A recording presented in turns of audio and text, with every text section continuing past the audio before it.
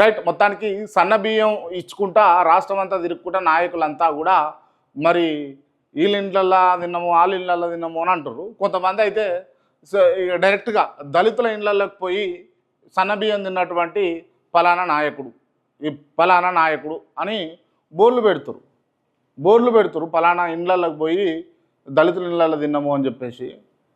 ఈ దళితులు ఇళ్ళల్లోకి పోయి తింటే ఓ పెద్ద కీర్తాయిగా, అంటే చేయరాని పని మేము చేసినవరా నాయన, చేయరాని పని, చేయలేని పని, అసలు ఎవరికి కాని పని మేము చేసినాము అని చెప్తున్నట్ట.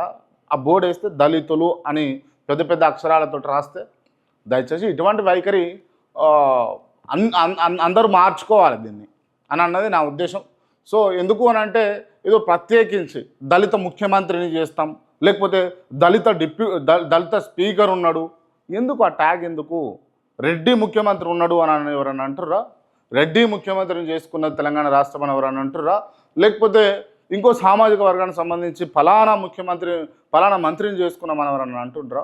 ఈ వేరియేషన్ అనేది తీసుకొచ్చి అంటే రానున్న తరాలను కూడా పాడు చేయకండి. ఆల్రెడీ అంటే ఈ కాస్టిజం తోటి దేశం మొత్తం కూడా భ్రష్టు పట్టిపోయింది. దీంట్లో ఎవరు కాదనని కూడా లేదు.